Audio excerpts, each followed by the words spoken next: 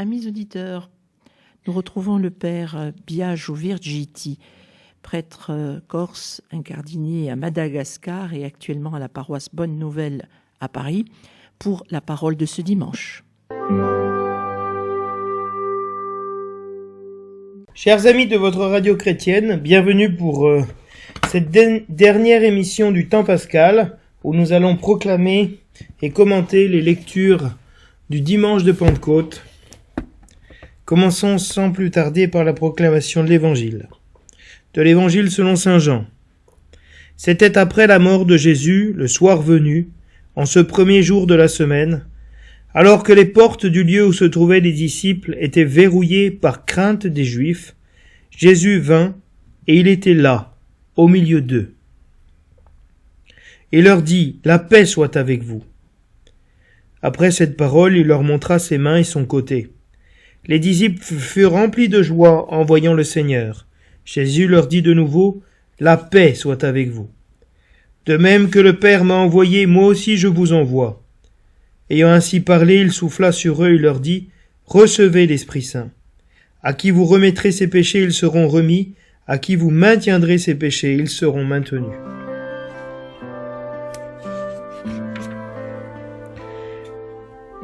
Des Actes des Apôtres. Quand arriva le jour de la Pentecôte, au terme des 50 jours après Pâques, ils se trouvaient réunis tous ensemble. Soudain un bruit survint du ciel, comme un violent coup de vent.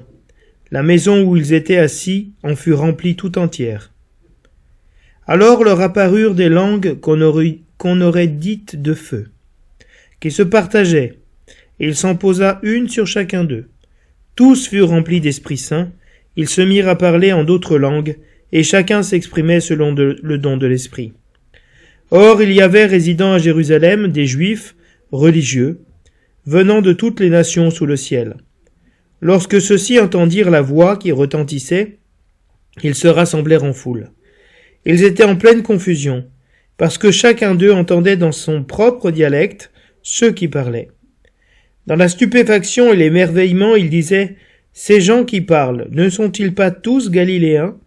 Comment se fait-il que chacun de nous les entende dans son propre dialecte, sa langue maternelle ?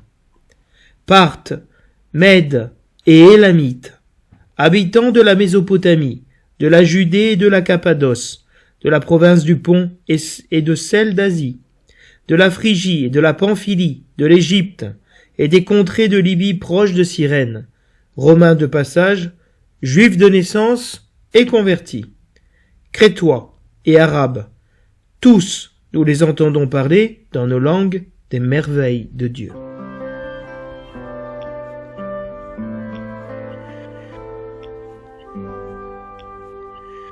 Le refrain du psaume nous dit « Ô Seigneur, envoie ton esprit qui renouvelle la face de la terre. » Bénis le Seigneur, ô mon âme, Seigneur mon Dieu, tu es si grand.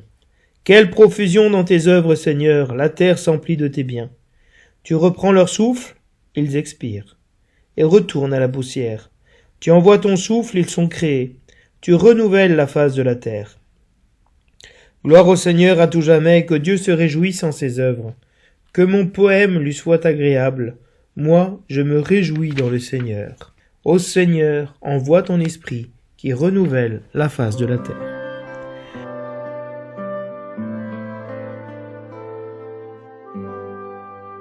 Première épître aux Corinthiens. Frères, personne n'est capable de dire « Jésus est Seigneur ». Sinon, dans l'Esprit Saint.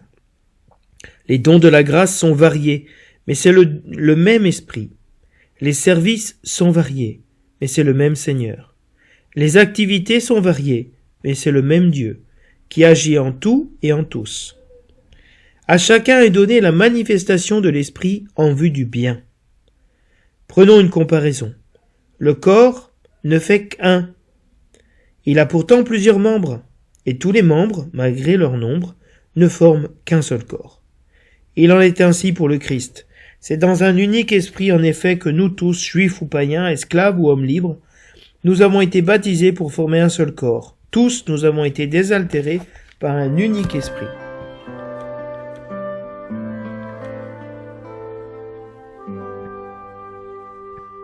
et je vous lis la séquence de la Pentecôte qui fait partie de la liturgie de ce jour. Viens, Esprit Saint, en nos cœurs, et envoie du haut du ciel un rayon de ta lumière. Viens en nous, Père des pauvres, viens, dispensateur des dons.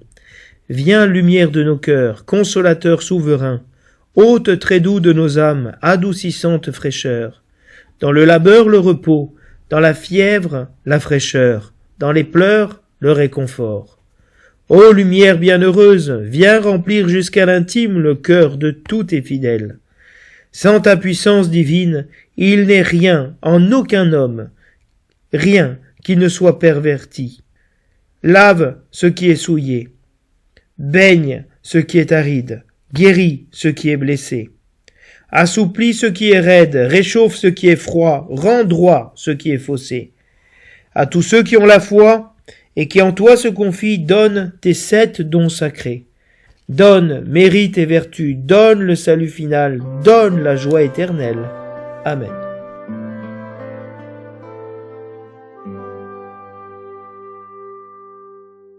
La liturgie de ce dimanche ne célèbre pas un thème, comme nous avons pu le montrer dans les dimanches du temps de Pâques, les dimanches de Pâques. Mais elle célèbre un événement, la Pentecôte. Si la descente de l'Esprit Saint est un mystère aux multiples facettes, la liturgie de ce dimanche va en exalter certains aspects et certains thèmes. Vous savez que la fête de la solennité de la Pentecôte a une vigile, comme Pâques, comme Noël. Et dans cette vigile, il y a, l'Église a voulu reproduire cette écoute abondante de la parole de Dieu à travers les miracles de Dieu dans l'Ancien Testament, pour préparer l'Église à ce don immense qu'est celui de l'Esprit Saint. La présentation officielle du lectionnaire, cette introduction, si vous voulez, qui est au début des livres liturgiques, nous dit que les 50 jours à partir du dimanche de la résurrection jusqu'à celui de la Pentecôte sont célébrés dans la joie et l'exultation, comme si c'était un seul jour de fête, un jour unique, ou mieux, un grand dimanche, marqué par les célébrations de Pâques, de l'Ascension et de la Pentecôte, qui soulignent les divers aspects du mystère du Christ glorifié, toujours vivant et donnant l'Esprit à son Église. Et pour manifester cette unité, on appelle premier, deuxième, troisième, quatrième, cinquième, sixième, septième dimanche de Pâques. Donc vous voyez, le Christ est glorifié dans sa résurrection. Il est toujours vivant dans l'ascension en montant au ciel. Et il donne son esprit à son Église. La solennité de l'ascension, nous dit toujours l'introduction au lectionnaire, conserve comme première lecture le récit de l'événement selon les actes des apôtres. Donc déjà, pour le jeudi de l'Ascension, la liturgie a pour première lecture le récit de l'Ascension sur le mont des Oliviers à travers les actes des apôtres. Pour la messe du jour de la Pentecôte, selon la tradition, on prend toujours pour première lecture le récit du grand événement de la Pentecôte dans les actes des apôtres. La deuxième lecture, différente chaque année, parle des effets de l'Esprit agissant dans la vie de l'Église. La lecture de l'Évangile remet en mémoire Jésus communiquant l'Esprit à ses disciples le soir de Pâques. D'autres textes sont proposés au choix pour les années B et C. Ainsi, les lectures de ce dimanche de Pentecôte ont été choisies pour raconter le grand événement de la Pentecôte, pour parler des effets du don de l'Esprit dans la vie de l'Église et commémorer l'événement du soir de Pâques où Jésus communique l'Esprit à ses disciples. Le thème de cette solennité de Pentecôte est donc le don de l'Esprit. Ce don est fait tout de suite après la résurrection, par Jésus lui-même, le soir même, c'est chez Saint Jean. Le don de l'Esprit est donc un des effets immédiats est une des finalités la plus importante de la résurrection. Parce qu'elle arrive immédiatement chez Saint Jean. Après avoir fait le don de la paix à ses disciples, en apparaissant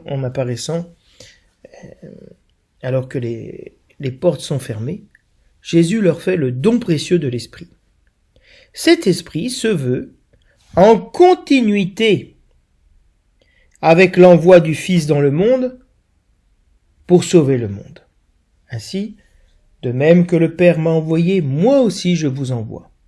Nous nous situons donc dans une véritable filiation divine. Le Père envoie le Fils nous envoie. Il y a une transmission de cette mission, de cet envoi du Père jusqu'à nous et jusqu'à la fin du temps. Le Père envoie le Fils et le Fils nous envoie, de même que le Père l'a envoyé, c'est-à-dire en nous faisant don de son Esprit.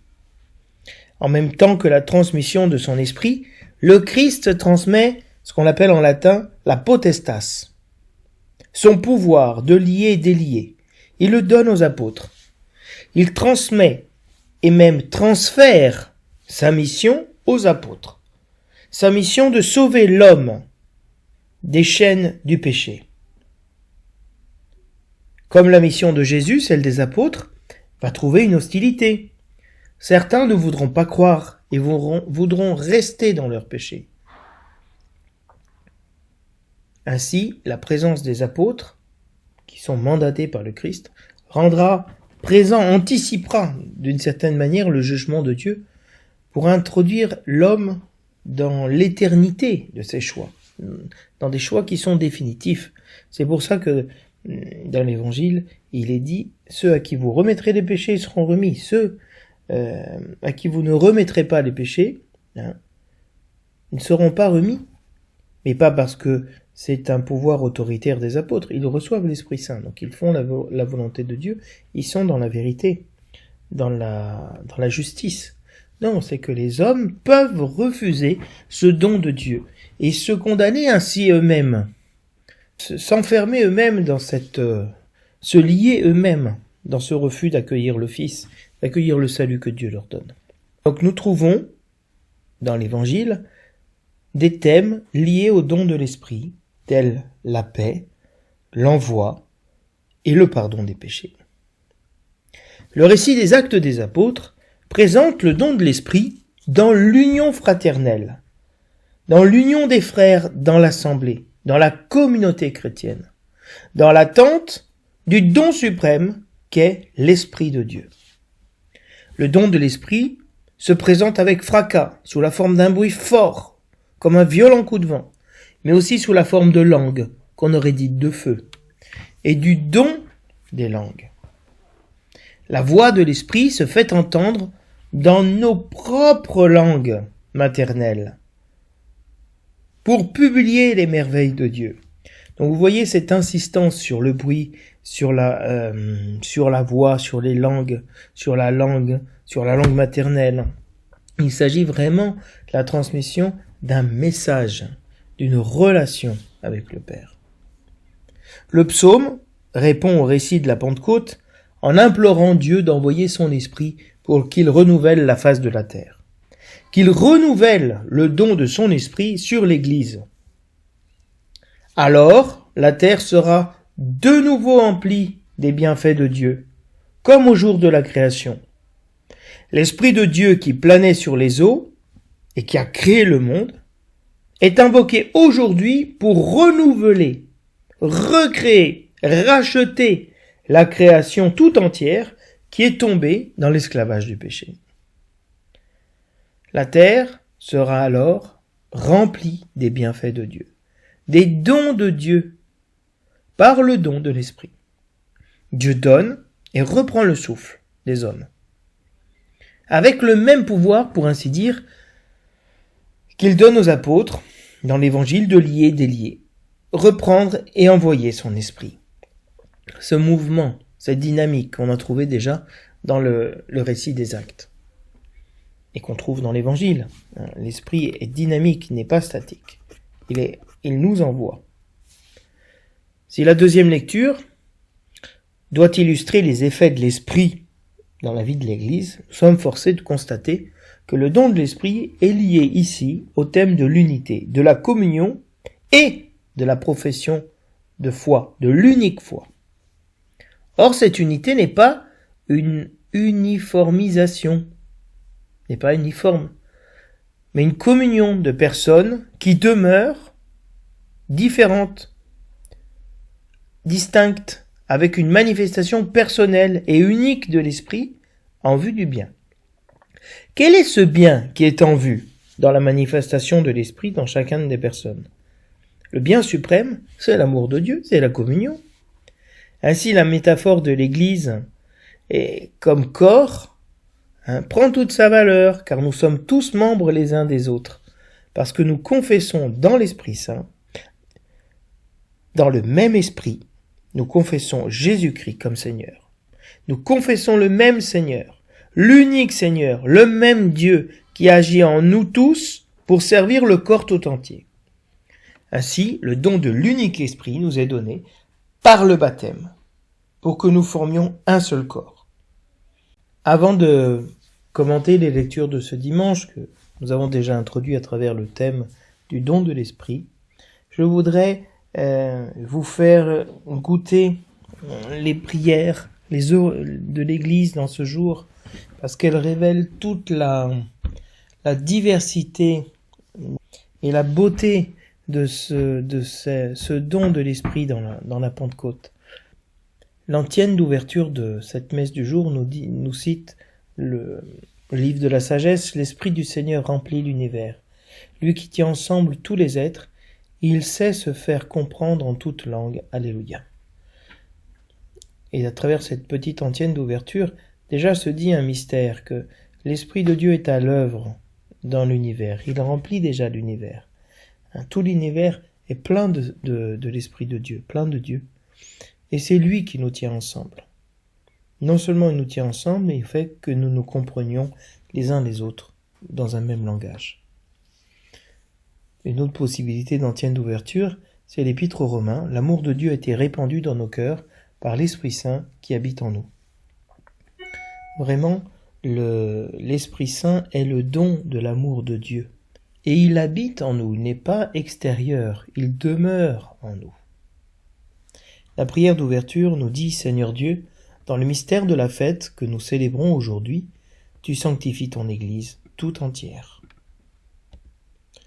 Chez tous les peuples et dans toutes les nations.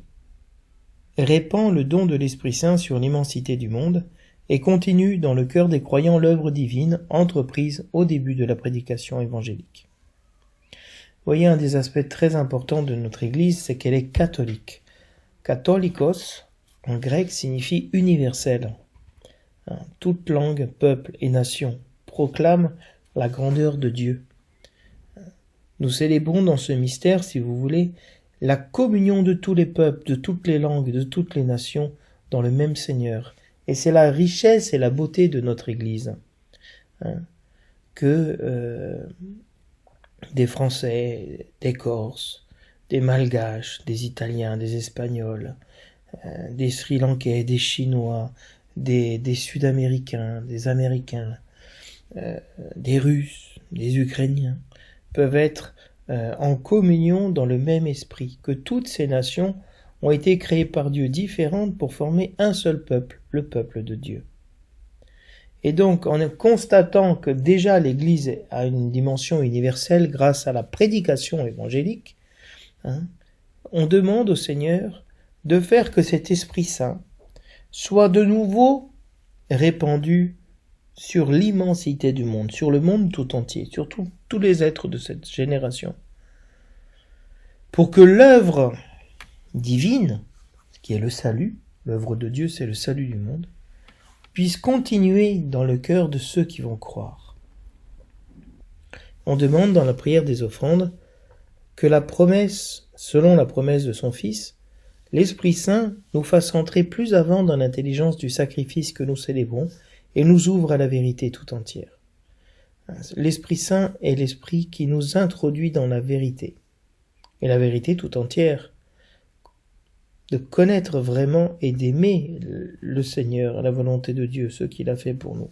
Et donc ici, on demande d'entrer plus avant dans l'intelligence du mystère, dans la compréhension et de nous rendre compte vraiment de ce que signifie ce sacrifice que le Christ a vécu pour nous et auquel il nous appelle. Il y a aussi, dans ce jour, ce qu'on appelle des communicantes, des prières au moment de la consécration du pain et du vin qui sont propres à ce jour. Nous avons donc, dans la prière eucharistique numéro 1, unis dans une même communion, nous célébrons le jour très saint de la Pentecôte, où l'Esprit Saint s'est manifesté aux apôtres par d'innombrables langues de feu, et vénérant d'abord la mémoire de la bienheureuse Marie toujours vierge, Mère de notre Dieu et Seigneur de Jésus-Christ. Ici, vraiment, nous célébrons le jour de la Pentecôte, nous célébrons cet événement que Dieu nous a donné. Le don de l'Esprit Saint, sous des formes de langue de feu, peut, à travers un discours, enflammer les personnes, enflammer les foules. Combien de fois nous étions tristes et une parole, un « je t'aime », pour nous dire que Dieu nous aime comme nous sommes, un encouragement à raviver notre cœur. Et c'est un don de l'Esprit de raviver le cœur de l'homme. La prière eucharistique nous dit « Nous célébrons le jour très saint de la Pentecôte, où l'Esprit Saint s'est manifesté aux apôtres par d'innombrables langues de feu. » Véritablement, ce signe des langues de feu qui descendent sur les apôtres et qui renvoie au feu qui est descendu sur le Sinaï comme don de la Torah, don de la loi, des commandements de Dieu. Et c'est ça qu'on célébrait dans le judaïsme, dans la fête de la Pentecôte. On célébrait le don de la Torah, de la loi de Dieu qui a été donnée sur le mont Sinaï, et que ces flammes de feu ont transpercé la pierre pour écrire les commandements de Dieu. Et donc nous commémorons ce jour de feu, de flamme. Et il y a eu cette manifestation vraiment du don de Dieu. L'Esprit s'est manifesté comme Dieu s'est manifesté à nous. Parce que l'Esprit Saint est Dieu. Nous le disons dans notre credo. L'antienne de communion nous dit « Tous furent remplis de l'Esprit Saint et proclamaient les merveilles de Dieu, Alléluia », qui est la finale de la première lecture des Actes des Apôtres. Tous furent remplis de l'Esprit Saint. Personne n'a été laissé à l'écart, n'a été privé de ce don. Et ce don a pour but de proclamer les merveilles de Dieu. Combien le Seigneur est bon. La prière après la communion termine en disant « Tu accordes largement les dons du ciel à ton Église.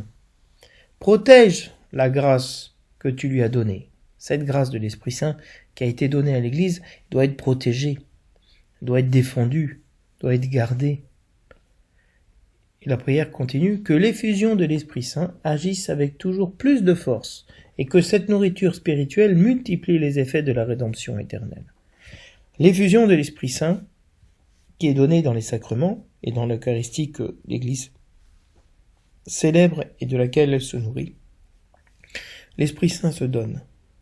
Qu'il agisse avec toujours plus de force. Vous voyez, il y a toujours toujours plus fort, toujours plus haut, toujours plus loin, cet esprit véritablement de progrès, ce dynamisme qui est fait dans la connaissance et dans la grâce de Dieu.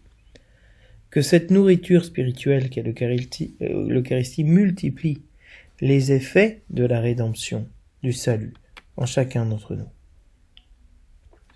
Et il y a une préface propre ce jour de la Pentecôte.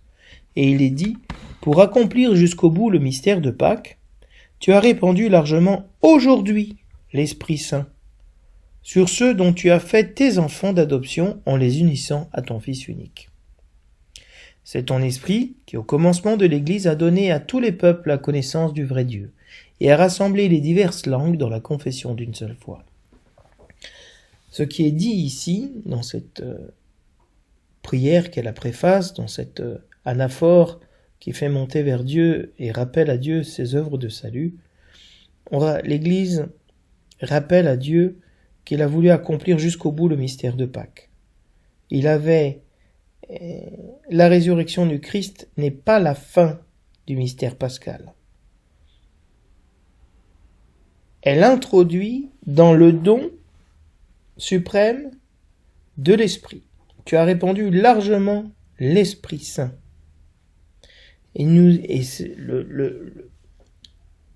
Ce fait d'aller jusqu'au bout du mystère pascal veut dire faire de nous des enfants d'adoption, d'être unis au Fils unique. Ainsi, au commencement de l'Église, Dieu a donné à tous les peuples quelque chose de nouveau, la connaissance du vrai Dieu. Chaque nation avait son Dieu. Chaque village avait son petit temple, son petit sanctuaire, son petit Dieu, sa petite dévotion. Le campanilisme, l'esprit de village, si vous voulez. Et là, Dieu crée quelque chose de nouveau, le même culte sur toutes les nations. Ce qui fait qu'un jour, si vous quittez la Corse, la France, vous allez ailleurs, vous trouvez une même célébration de l'Eucharistie, peut-être même dans une autre langue, mais toujours le même rite, le même esprit, la même communion. Et ça, c'est une grandeur de l'esprit. Et que ces commencements de l'Église sont pour nous quelque chose d'essentiel. C'est notre identité. Et ce qui s'est donné au commencement de l'Église, Dieu veut le donner encore aujourd'hui.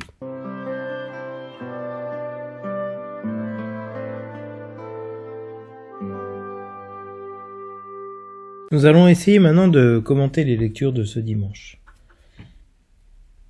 L'Évangile de Jean nous présente, avec l'introduction particulière que fait le lectionnaire, après la mort de Jésus. C'est-à-dire l'événement premier, c'est la mort de Jésus. La tristesse de la mort de Jésus. Et les apôtres sont dans un lieu, le cénacle, où les portes sont verrouillées. Elles ne sont pas fermées, elles sont verrouillées. On ne veut pas entrer, on ne veut pas sortir. Pour quel motif? Par crainte des Juifs. Cette mort de Jésus est donc l'annonce de la mort des disciples, parce qu'ils ont poursuivi leur maître, ils l'ont tué, donc ils vont avoir comme objectif de tuer tous les disciples, de manière à ce que disparaisse cette hérésie qu'est le christianisme. Et dans cette situation de crainte, de grande peur pour leur propre vie et pour la vie du message qu'ils ont reçu, dans cette situation-là dramatique, Jésus vient, il était là au milieu d'eux. Donc, Jésus-Christ est capable de rentrer quand les portes sont verrouillées, quand la peur nous verrouille, quand la peur de la mort nous tétanise. Il est là au milieu d'eux, au milieu de nous. Il n'est pas là parmi eux, il est au centre, véritablement. Il est au cœur de leur réalité. Et au cœur de cette situation de peur, d'angoisse, Jésus-Christ apparaît et leur dit « La paix soit avec vous ». La paix, shalom. Ce signe de pardon, l'œuvre de Dieu, c'est de nous pacifier dans nos angoisses, dans nos peurs. Parce que le péché a abîmé cette relation de confiance avec Dieu, cette confiance que Dieu conduit nos événements, que Dieu nous aime, que la mort n'aura pas le dernier mot. Et Jésus-Christ rassure immédiatement ses disciples. La paix soit avec vous. Cette salutation apostolique qui est celle qu'ont les évêques, voilà, au début de chaque célébration, ils disent la paix soit avec vous. C'est vraiment la salutation du ressuscité. Et Jésus-Christ leur montre ses mains, son côté, qui sont le rappel de sa mort, de sa souffrance. Et en voyant que c'est le même Seigneur qui est mort et qui est ressuscité, les disciples qui étaient dans la crainte des Juifs passent immédiatement à travers la paix que Jésus-Christ leur donne, ils passent à une joie immense. après cette parole, les disciples furent remplis de joie en voyant le Seigneur. Ici, voir ne veut pas dire voir de ses yeux seulement, c'est reconnaître que celui qui est mort est celui qui est exactement celui qui est ressuscité. Et celui qui est ressuscité est exactement celui qui était mort. Il n'y a pas eu de changement de personne. Et à ce moment-là, ils le reconnaissent. Ils sont remplis de joie. Jésus-Christ leur donne de nouveau le don de la paix. La paix soit avec vous. Jésus-Christ vient nous donner la paix quand nous sommes dans la crainte, dans l'angoisse et quand nous sommes dans la joie. C'est le signe de la présence de Dieu. C'est un des signes de la présence de l'Esprit Saint, des œuvres de l'Esprit Saint, comme dira saint Paul. Paix et joie sont les deux signes de la présence de l'Esprit Saint. Si nous ne sommes pas dans la paix, si nous ne sommes pas dans la joie, invoquons l'Esprit Saint. Viens, Esprit Créateur, renouvelle nos esprits.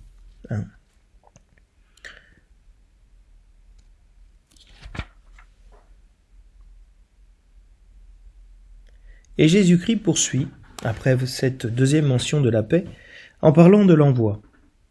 De même que le Père m'a envoyé, moi aussi je vous envoie. Ce qui est à moi est à vous. De la même manière qu'on entendait dans l'évangile dimanche dernier, tout ce qui est à moi est à toi. Tout ce qui est à toi est à moi. Tout ce qui est à moi est à toi. Et donc le Seigneur il y a une communion des biens que Dieu nous donne, de la vie même de Dieu. Et donc Jésus-Christ ne garde pas comme un trésor jaloux le fait d'être à l'image de Dieu, il nous le communique. Parce que la joie de Dieu, c'est que cette vie qu'il a reçue, habite en nous. Et donc, nous participons, Jésus-Christ nous fait participer de son envoi en mission, de son envoi pour mourir, pour ressusciter et pour donner l'Esprit. Voilà ce que devient le chrétien dans cette génération. Ayant fini de parler, Jésus-Christ fait un signe. Il souffla sur eux. Jésus-Christ insuffle, de la même manière que dans les narines d'Adam, le Père a soufflé la laine de vie pour qu'il devienne un être vivant. Là, alors que ces êtres sont vivants, Jésus-Christ leur donne l'Esprit Saint pour qu'ils deviennent des êtres vivifiants. Jésus-Christ, le premier Adam était un être vivant, Nefesh Chaya, et Jésus-Christ, le nouvel Adam, est l'Esprit qui donne la vie. Et donc, il nous donne son Esprit de nouveau. Donc, nous sommes face à une scène, si vous voulez, de recréation, de nouvelle création. C'est ce qu'on appelle la rédemption. Et cet Esprit nous est donné pour que les péchés soient remis. Véritablement, Jésus-Christ est venu pour remettre les péchés, pour pardonner nos fautes, parce que nous étions dans l'ignorance. Et c'est exactement ce que dira saint Pierre lorsqu'il fera le premier kérigme à la Pentecôte. Il dit, voilà, vous avez crucifié Jésus-Christ, vous l'avez condamné, etc. Mais nous savons que vous étiez dans l'ignorance. Vous ne connaissiez pas le plan de Dieu. Et à ce moment-là, face à ce kérigme qui dénonce nos fautes, notre réalité, à ce moment-là, on reçoit le pardon. Mais si on ne veut pas reconnaître cela, nos péchés sont maintenus. Et donc, nous continuons à rester dans l'enfermement, dans l'esclavage de nous-mêmes. Donc, vous voyez que Jésus-Christ vient nous libérer si nous l'accueillons. Si nous ne voulons pas l'accueillir, ce salut reste à nos portes. Il n'entre pas chez nous. Comme je vous le disais tout à l'heure, les Actes des Apôtres commémorent une nouvelle venue de l'Esprit Saint. Cet esprit qu'ils ont reçu, si vous voulez, par Jésus-Christ, le jour de Pâques, qui leur a permis de rentrer dans cette joie immense, ils vont le recevoir en plénitude le jour de la Pentecôte, le jour où tout le peuple juif allait célébrer, 50 jours après la Pâque juive, le don de la Torah, le don de la loi faite à Moïse sur le mont Sinaï, à travers des langues de feu, à travers ce grand cataclysme, ce vent violent qu'il y avait eu sur le Sinaï et qui avait épouvanté le peuple, qui ne voulait plus que Dieu se manifeste à eux de cette manière-là. Et donc, alors que tout le peuple est dans cette attente de célébrer le don de la Torah, et pour cela, les Juifs passaient toute la nuit à lire la parole de Dieu.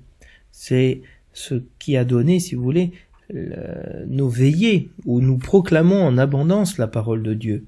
Dans la veillée pascale, dans la veillée de Pentecôte, nous attendons le don de l'Esprit en contemplant son œuvre dans les Écritures. Parce que l'Écriture a été écrite avec l'Esprit de Dieu, a été inspirée par Dieu à des hommes qui nous l'ont transmis, l'ont écrit. Et donc dans cette situation où tout le peuple est en train de célébrer ce don de la Torah, ce don de la parole de Dieu, un événement surprenant advient. Les disciples sont remplis d'Esprit Saint, qui se pose individuellement sur chacun d'entre eux, et leur fait un don de la parole. Et non plus en hébreu seulement. Ils vont parler dans les langues maternelles et les dialectes des personnes. Chacun va entendre dans sa propre langue. Parthes, Mèdes, Élamites, habitants de la Mésopotamie, de la Judée, de la Cappadoce, de la province du Pont, de celle de l'Asie, de la Phrygie, de la Pamphylie, de l'Égypte, de la Libye, des Romains de passage, des Juifs de naissance, des Crétois et des Arabes. 16 réalités, 16 langues, 12 apôtres, 16 langues. Donc vous voyez, il y a beaucoup plus de profusion que de personnes, profusion de langues.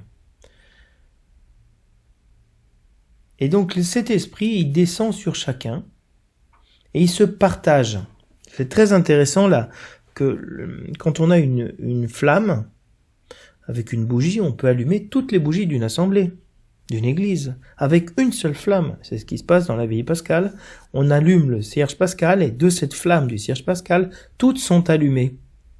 Donc vous voyez, l'Esprit de Dieu, il se partage, mais il ne diminue pas. C'est la force de la flamme, c'est que le feu se communique, mais il ne perd pas sa force. Et donc, il est en plénitude dans chacun. Et ce don des langues est fondamental, parce que la langue, le logos, c'est le langage de l'amour. Chacun entend Dieu parler ce langage de l'amour, se sentir aimé par Dieu dans sa propre langue. Et les gens sont pleins de confusion. Ici, cette confusion dans laquelle se trouvent les gens, parce qu'ils entendent tout le monde parler dans leur dialecte, dans leur langue, ils sont tout agités, ça renvoie à la réalité de Babel, où Dieu vient confondre les langues, parce que le projet des hommes était de former un seul peuple, une seule langue contre Dieu. Et ici, Dieu confond de nouveau les foules, mais non plus en confondant les langues, en mettant la confusion dans le langage, mais en mettant l'unité, la communion dans le langage, parce qu'il a donné un message nouveau, un esprit nouveau. Et c'est fantastique, parce que si vous voulez, toutes nos langues sont un don de Dieu. Et l'Église a toujours vu que les langues vernaculaires, les langues de tous les peuples, était une grâce. Pour ça, la Bible a été traduite dans toutes les langues, pour que tous les peuples puissent entendre dans leur propre langue maternelle la parole de Dieu, en malgache, en corse, en italien, en français, en quechua, pour les péruviens. Vraiment, la parole de Dieu, elle s'incarne, elle s'abaisse pour que toi et moi, nous puissions, chacun d'entre nous, nous puissions entendre Dieu nous parler dans notre langue. Et quand nous serons au ciel, Dieu nous parlera dans notre langue maternelle. L'Esprit Saint parle notre langue. Spirito Santo parla gorso. Miteni me malagas ni fanai masina. L'Esprit Saint parle malgache, parle corse, par toutes les langues que nous avons pu connaître. Et c'est dans cette langue qui nous a donné la vie, la naissance, que Dieu nous donne une nouvelle naissance, un esprit nouveau. Et donc cette communion entre les peuples, qui est une attente que nous avons tous, parce que le péché a fait que nous avons peur les uns des autres, nous avons peur de l'étranger. L'Esprit Saint fait que l'étranger n'est plus pour nous un ennemi, c'est un frère à aimer. Et donc cette